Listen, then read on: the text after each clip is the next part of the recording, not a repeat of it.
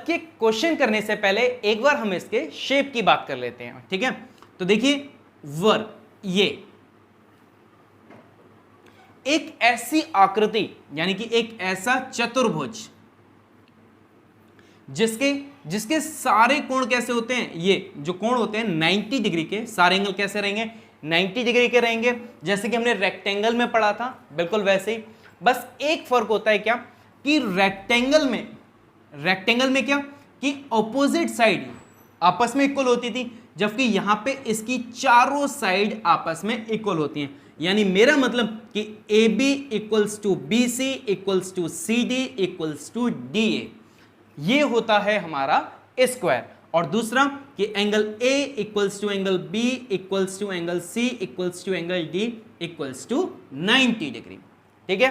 साथ में बात करें मैं अगर इसके डायगोनल यानी कि इसके विकर्णों की बात करूं, तो बिल्कुल रेक्टेंगल की ही तरह इसके विकर्ण भी आपस में कैसे होते हैं, बराबर होते हैं, यानी AC इक्वल्स टू BD हमेशा रहता है, ठीक है। जैसा रेक्टेंगल के लिए कहा गया था कि भाई रेक्टेंगल क्या है, एक पैरेललोग्राम होता है, वैसे ही हमारा स्क्वायर क्या होता है, एक पैरेललोग्राम होता है। तो आप इसे रेक्टेंगल के संग पढ़ेंगे, अच्छे से समझ में आएगा, इजीली समझ में आएगा, और आप दोनों को एक ही तरीके से फिर सॉल्व भी कर पाएंगे।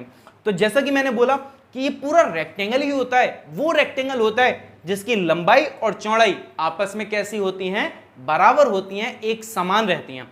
अब अगर मैं बात करूं कि मुझे इस स्क्वायर का परिमाप निकालना है, यानी कि पेरीमीटर, ये जो आ रहा है ये पेरीमीटर निकालना है, ये सब, तो पेरीमीटर निकालने के लिए पेरीमीटर ऑफ स्क्वायर वो हो गया हमारा क्या भाई, side plus side plus side plus side. तो जब 4 बार हमें साइड ऐड करनी है तो क्यों ना हम उसकी मल्टीप्लाई ही 4 से कर दें, 4 इंटू साइड कर दें, ये होता है इसका पेरीमीटर। साथ में इसकी बात करें एरिया की, एरिया ऑफ स्क्वायर, तो देखिए जैसे कि रेक्टेंगल में देखा था लंबाई गुणा चौड़ाई, अब यहां पे लंबाई और चौड़ाई आपस में बराबर है, तो इसी चीज को लिख दिया क्या, साइड इनटू साइड, या फिर आप इसे और लगा के ये भी लिख सकते हैं क्या, साइड का स्क्वायर, ये होता है हमारा एरिया ऑफ स्क्वायर। इसके बाद एक चीज और रह जाती है इसमें निकालने के लिए, वो होती है हमारी ये डायगोनल, ठीक है। अगर निकालने को बोला जाए कि लेंथ ऑफ डायगोनल क्या होता है, तो देखिए जैसा कि हमें दिख रहा है ये हमारा क्या है, 90 डिग्री का एंगल बन रहा है, तो ये जो डायगोनल आ रहा है आपका AC, ठीक है, AC वो एक कैसा समकोण त्रिभुज का कर्ण बन रहा है, समकोण त्रिभुज का क्या बन रहा है, कर्ण, और कर्ण यानी कि हाइपोटेनस निकालने का फॉर्मूला होता है AC is equals to AD का स्क्वायर प्लस DC का स्क्वायर रूट में, ठीक है। ऐसे ही निकाला जाता है समकोण त्रिभुज का कर्ण यानी कि जो हाइपोटेनस होता है उसे पाइथागोरस थ्योरम से इस तरीके से निकालते हैं, ये हो गया। अब इसी के साथ मैं आपको एक बहुत इंपॉर्टेंट पॉइंट बताता हूं, इसका बहुत ज्यादा जरूरी। अगर आपसे कभी भी विकर्ण निकालने के लिए कहा जाए किसका, स्क्वायर का, तो उसका आंसर हमेशा हमेशा विकर्ण जो होता है diagonal equals to side into root 2 होता है। यह चीज आप हमेशा ध्यान रखिएगा कि अगर किसी स्क्वायर का आपसे डायगोनल निकालने के लिए कहा है तो जो उसकी साइड दे रखी है उसकी मल्टीप्लाई कर दीजिए किससे, √2 से, वही उसके विकर्ण की लंबाई होती है। चलिए मैं आपको इसका कुछ करके दिखा देता हूं, कुछ करके बता देता हूं। जैसे कि मेरे पास इसकी लंबाई दे रखी है 10 सेंटीमीटर। अब मुझसे कहा जाए कि आप इसके विकर्ण की लंबाई बताइए, विकर्ण की लंबाई बताइए, तो देखिए विकर्ण का मतलब है AC को जब निकालेंगे तो ये हो गया आपका AB का स्क्वायर BC का स्क्वायर, क्योंकि यहां पे 90 डिग्री का एंगल है, AB का स्क्वायर प्लस BC का स्क्वायर। AB का स्क्वायर का मतलब है 10 का स्क्वायर प्लस 10 का स्क्वायर, यानी कि ये हो गया आपका 100 प्लस 100, यानी कि ये हो गया आपका 200। अब जरा 200 के फैक्टर कीजिए, जब आप 200 के फैक्टर करेंगे तो ये आएगा आपका 2 इंटू 2 इंटू 2 इंटू 5 इंटू 5, ठीक है, 2 दूनी 4, दूनी 8, 8 पंजे 40 और 4 5 20 यानी कि 200 बन गया। ठीक है, अब देखिए एक 2 का जोड़ा बाहर, एक 5 का जोड़ा बाहर, यानी कि 10 रूट 2, एक 2 अंदर रह गया, ये आपका विकर्ण निकल आया। इससे ये हमारी आज की सबसे इंपॉर्टेंट और सबसे छोटी ट्रिक है, शॉर्ट ट्रिक। ठीक है, कि कभी भी आपसे स्क्वायर की विकर्ण निकालने की बात कही जाए तो आप विकर्ण की मल्टीप्लाई √2 से कर दीजिए, वही आपका क्या होगा, विकर्ण होगा। ठीक है, तो इसके बाद चलिए चलते हैं अब स्क्वायर के पहले क्वेश्चन पे। The side of a square is 15 centimetre, find its perimeter and area. कि किसी वर्ग की भुजा कितनी दे रखी है, 15 सेंटीमीटर। अब हमसे कहा गया है कि इसका पेरीमीटर यानी कि परिमाप और इसका एरिया यानी कि क्षेत्रफल निकालना है। तो देखिए अगर मैं बात करूं पेरीमीटर ऑफ स्क्वायर यानी वर्ग का परिमाप, तो उसका फॉर्मूला अभी बात की थी हमने क्या, 4 इंटू साइड। ये होता है 4 इंटू साइड यानी कि 4 गुणा 15, 4 इंटू 15 यानी 60 सेंटीमीटर। और अगर एरिया की बात करें तो वो हमारा कितना हो जाएगा, साइड इंटू साइड या भुजा का स्क्वायर भी कह सकते हैं, वर्ग में भुजा का वर्ग। तो ये हो गया आपका कितना, 15 गुणा 15 हो गया हमारा कितना, 225 centimetre square. The cost of fencing a square garden is ₹400 at the rate of ₹2 पर मीटर। एक्चुअल में क्या है कि एक हमारा स्क्वायर गार्डन है इस तरीके से, ठीक है, जिसके चारों तरफ फेंसिंग अगर मैं आपको बात करूं कि फेंसिंग क्या होती है, तो आपने देखा होगा कि खेतों के चारों तरफ या पार्क के चारों तरफ जो लोहे के तार बांध दिए जाते हैं या रस्सी बांध दी जाती है या सिंपल आप बाउंड्री भी कर दीजिए, ठीक है, तो उसे कहा जाता है क्या, फेंसिंग कहा जाता है। अब कहा गया क्या कि टोटल फेंसिंग करने का जो खर्च आता है टोटल, ठीक है, वो आता है कितना, ₹400। लेकिन उसने ये भी बोला कि 1 मीटर का जो खर्च है 1 मीटर वो ₹2 में आ जाता है, यानी ₹2 में आ जाता है। फिर हमसे what is the area of the square garden, तो ऐसे पार्क का एरिया क्या होगा, यानी ऐसे पार्क का क्षेत्रफल क्या होगा। चलिए तो सबसे पहले मैं बात करूं कि जो फेंसिंग की जा रही है वो इसकी बाउंड्री पे की जा रही है, और बाउंड्री का जब परिमाप यानी बाउंड्री का जब सम निकाला जाता है तो इसका मतलब है कि हम परिमाप की बात कर रहे हैं, हमें परिमाप चाहिए। तो देखिए जो इसका पेरीमीटर रहेगा, पेरीमीटर ऑफ स्क्वायर पार्क, वो होगा कितना, टोटल कॉस्ट अपॉन रेट। अगर मैं इसकी बात करूं कि ये क्या है, तो देखिए मैं एक बहुत सिंपल एग्जांपल से आपको बताता हूं। क्या, मान लीजिए कि आपकी गली में एक ठेला लेके आया, उसके पास टमाटर थे, आपने उससे पूछा कि भाई ये पूरे सारे टमाटर कितने के हैं, तो उसने कहा कि मैं ये पूरे टमाटर आपको 400 के दे दूंगा। फिर पूछा गया कि 1 किलो कितने के हैं, तो उसने कहा कि 1 किलो ₹2 के हैं। तो अब बताइए कि उस पूरे ठेले पर टमाटर कितने थे, तो वो होगा कैसे कि आपने टोटल रुपीज जो 400 थे वो डिवाइड कर दिए 1 किलो टमाटर की कीमत से, तो ये हमारा कैंसिल होकर आ गया कितना, 200।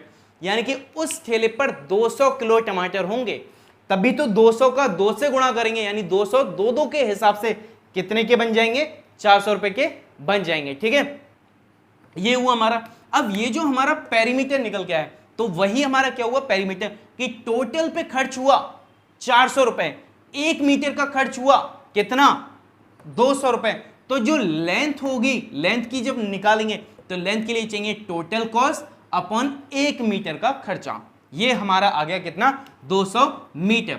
यानी कि जो इसका परिमाप रहेगा, यानी चारों साइड की जो बाउंड्री रहेगी, वो उसका योग होगा कितना, उसका योग होगा 200। ठीक है, अब 200 यानी पेरीमीटर का मतलब है 4 इंटू साइड, यानी 4 इंटू साइड की वैल्यू आ गई 200 मीटर।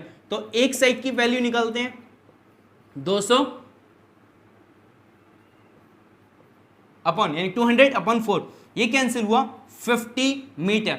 यानी कि वो स्क्वायर पार्क, अब देखिए आप क्लियर समझ सकते हैं कि एक 50, ये दूसरा 50 का, ये 50 का, ये 50 का। तो समझ गए आप कि चारों साइड कैसी रहेंगी, 50-50 मीटर की रहेंगे, जिससे ये बनेगा कितना, पूरा 200 मीटर। ठीक है, 200 मीटर ये निकला है, ये हमारा क्या हो गया, इसका पेरीमीटर हो गया। अब इसी के आगे मैं बात करता हूं एरिया की, क्योंकि उसने हमसे एरिया पूछा है। तो देखिए, एरिया ऑफ स्क्वायर वो होता है क्या, साइड का स्क्वायर, यानी कि 50 का वर्ग, यानी 50 के वर्ग की बात करें तो 2500 मीटर स्क्वायर, यानी ऐसे पार्क जिसकी बाउंड्री 50 मीटर रहेगी उसका एरिया कितना रहेगा, 2500 metre square. If the sides of a square are double, what will be the ratio of areas of these two squares. तो हमसे कहा गया कि अगर हम किसी स्क्वायर की भुजा को 2 गुना कर दें तो उसके जो दूसरा एरिया बनेगा उन दोनों में आपस में क्या चेंज देखा जाएगा। जैसे कि मैं बात करूं, एक स्क्वायर मेरे पास ये है छोटा सा, जिसकी भुजा मैंने x मान ली। अब इसी के साथ में एक और स्क्वायर बना दिया जिसकी भुजा इसकी भुजा से कैसी है, 2 गुनी, यानी कि ये भुजा हो गई हमारी 2x। तो इन दोनों के एरिया यानी क्षेत्रफल पर क्या असर देखा जाएगा। तो देखिए जरा, क्या, पहला ओल्ड स्क्वायर, और ये हो गया आपका कैसा, न्यू स्क्वायर। समझिएगा, जो ओल्ड स्क्वायर की बात है, ओल्ड स्क्वायर में अगर मैं इसकी साइड की बात कर रहा हूं तो वो साइड हमने कितनी मान ली है, x है। एरिया हम निकालेंगे तो वो हमारा क्या हो जाएगा, साइड का स्क्वायर, यानी कि x का स्क्वायर, ये बन गया। और जो न्यू केस है उसमें साइड को डबल कर दिया गया है। जब साइड डबल हो गई है तो नई जो साइड बनेगी वो हो जाएगी हमारी 2x, और जब इसका एरिया निकालेंगे तो ये हो जाएगा हमारा 2x का स्क्वायर, यानी भुजा का स्क्वायर, तो वो हो गया हमारा 4x स्क्वायर। ठीक है, अब चलिए इनके मतलब रेशियो की बात करिए। तो देखिए, रेशियो निकालेंगे तो हो गया हमारा क्या, पहला हमारा क्या था, x स्क्वायर, दूसरा हमारा 4x स्क्वायर। x स्क्वायर से x स्क्वायर कैंसिल हो गया, वैल्यू आ गई 1/4, यानी कि 1:4। तो समझा आपने कि अगर स्क्वायर की भुजा को 2 गुना किया जाएगा तो उसका जो क्षेत्रफल होगा वो 4 गुना बढ़ेगा। ठीक है, अगर आप इसे ऐसे की जगह किसी नंबर में करते हैं, यानी कि अगर आप इसे x नहीं मानना चाहते, कोई संख्या मानना चाहते हैं, तब भी ये बहुत आसानी से हो जाएगा। जैसे इस संख्या को मैंने 10 मान लिया तो ये कितनी हो गई, 20। इसका एरिया निकालेंगे तो ये हो जाएगा 10 गुणा 10 यानी कि 100, और इसका निकालेंगे तो ये हो जाएगा 20 गुणा 20 यानी कि 400। अब इनका रेशियो निकाल दीजिए, तो देखिए रेशियो निकल के आएगा 100/400 यानी 100/400, कैंसिल करेंगे तो आएगा 1/4 यानी कि 1:4। तो आप इसे किसी भी तरीके से कर सकते हैं। If the sides of a square is increased by 60%, यानी हमारा कोई वर्ग है, कोई स्क्वायर है जिसकी भुजा 60% बढ़ जाती है, तो what will be the change percent in area. तो अब हमसे पूछा गया है कि जो नया एरिया आएगा उसमें कितने परसेंट का चेंज हो जाएगा। यानी अगर मैं आपसे बात करूं तो देखिए, एक स्क्वायर मेरा ये बना हुआ है, ठीक है, जिसकी भुजा मैंने मान ली कितनी, x, ये है। अब इसका एक और स्क्वायर बनाया हुआ है जिसकी भुजा कितनी हो जाती है, x, यानी कि जो पहली थी प्लस उसका 60% और जुड़ जाता है। अब इस क्वेश्चन को मैं आपको जनरल और ट्रिक दोनों तरीके से करके दिखाऊंगा, यानी ये academic as well as competitive दोनों में आपको काम आएगा। देखिए क्या, कि सबसे पहले जो इसका एरिया निकल के आएगा, साइड थी आपकी कितनी, x, तो एरिया आपका हो गया x का स्क्वायर। ठीक है, जो नेक्स्ट साइड होगी, ये तो आपका ओल्ड था, अब जो न्यू स्क्वायर है ये आपका ओल्ड, ये न्यू स्क्वायर, तो देखिए इसकी साइड कितनी है, x। अब x का 60% और यानी कि 60% ऑफ x, तो ये हो गई हमारी कितनी, x + 60/100 इंटू x। 0 कैंसिल हुआ, 2 से कैंसिल हुआ 3 टाइम पे, 2 से कैंसिल हुआ 5 टाइम पे, तो ये हो गया x + 3/5x। इनको एलसीएम लेके जोड़ा तो ये हो गया आपका कितना, 5x + 3x/5 यानी कि 8x/5, यानी कि ये तो इसकी क्या निकल के आई, भुजा निकल के आई। अब हम इसके एरिया की बात करें तो जब एरिया आएगा तो वो हो जाएगा हमारा 8x अपॉन 5 और इसका वर्ग, यानी ये हो गया आपका 64x² अपॉन 25। ये हमारा नया एरिया निकल के आया। अब जैसा कि उसने बोला हुआ है कि भुजा बढ़ जाती है, अब भुजा बढ़ गई तो मतलब एरिया बढ़ गया। जब भुजाएं बढ़ रही हैं और हमारे पास सिर्फ चीजें बढ़ी रही हैं तो टोटल रिजल्ट भी उसका बढ़ गया। तो अब हम यहां पे निकालेंगे सबसे पहले कि चेंज कितना आया, आखिर हमारे पास जो एरिया में बदलाव है वो कितना आया। उसे निकालने के लिए हम न्यू एरिया में से क्या करेंगे, ओल्ड एरिया को माइनस कर देंगे। जैसे कि 64x² अपॉन 25 माइनस ये हो जाएगा हमारा x²। तो जब एलसीएम लेके माइनस किया तो ये आया एलसीएम 25, ये हो गया 64x² माइनस 25x², क्योंकि जिसका कोई नहीं होता उसका 1 होता है। 1 से डिवाइड किया, मल्टीप्लाई किया, 25 बन गया। अब इसे माइनस किया तो देखिए 14 में से 5 गया 9, 5 रह गया, 5 में से 2 गया 3, 39x² अपॉन 25। ये हमारा क्या आया, बदलाव आया। इतना चेंज स्क्वायर के एरिया में हुआ है। अब इसका प्रतिशत निकालते हैं। प्रतिशत निकालने के लिए मैं यहां चलता हूं, जगह बना लूं थोड़ी सी। तो देखिए जब इसका चेंज निकालेंगे, चेंज परसेंट, तो देखिए सबसे पहले आप ये देखिए कि आपका चेंज कितना आया, वो है आपका 39x² अपॉन 25।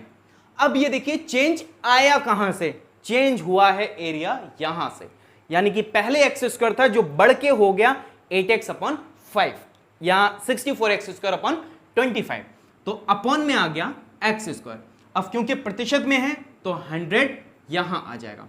इसे सॉल्व किया तो ये हो गया 39x² अपॉन 25x² इंटू 100। ठीक है, x² से x² कैंसिल हुआ, 25 से ये कैंसिल हुआ, कितनी बार में, 4 बार में। इसकी गुणा करेंगे तो देखिए 4 नेम 36, ठीक है, 3 बचा, 4 तियां 12, 15, 156%, यानी कि जो उसका एरिया चेंज होगा वो कितना होगा, 156% चेंज आएगा। अब देखिए इस आंसर को मैं यहीं छोड़ देता हूं क्योंकि मुझे भी आपको ट्रिक से बताना है, फिर आप दोनों आंसर्स को मैच करिएगा, आपको पता चलेगा कि हमारी ट्रिक काम कर रही है या नहीं कर रही है। इसलिए मैं इसे यहीं छोड़ देता हूं और बाकी छोटा सा पोर्शन हटा देता हूं। अब जरा देखिएगा, इसे हम ट्रिक से करते हैं तो कैसे, बाय ट्रिक। देखिए इसके लिए क्या होता है, फॉर्म है एक x plus minus Y minus X Y upon 100। ये तब होता है जब आपकी कोई एक राशि यानी कोई एक अमाउंट बढ़ रही है और दूसरी वैल्यू कम हो रही है, तब आप इसे लगा सकते हैं। लेकिन अगर आपकी दोनों वैल्यूज बढ़ रही हैं तो उस केस में आप यहां भी प्लस रखेंगे, यहां भी प्लस रखेंगे। जैसे अब उसने बोला कि भुजा बढ़ रही है, तो ये देखिए ये भी 60% बढ़ रही है और ये भी 60% बढ़ रही है, क्योंकि उसने स्क्वायर की साइड्स यानी कि साइड्स ऑफ स्क्वायर है, ठीक है, तो ये बढ़ रही है। तो अब देखिएगा पहली भुजा आपकी 60 हो गई प्लस 60, दूसरी भुजा फिर आपकी 60 हो गई, ठीक है, तीसरा जो इनका प्रोडक्ट होगा वो होगा 60 इंटू 60 अपॉन 100। समझा आपने।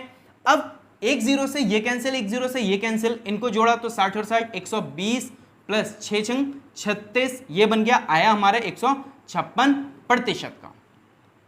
समझा आपने। तो देखिए करना सिर्फ इतना है कि अगर दोनों राशि बढ़ रही हैं तो दोनों को जोड़ना है और उनका प्रोडक्ट यानी उनका गुणनफल 100 से डिवाइड करके जोड़ देना है। अगर उनमें से कोई एक राशि कम हो रही है तो एक जोड़ना है, कम वाली को माइनस करना है और उनका प्रोडक्ट भी फिर माइनस ही किया जाएगा।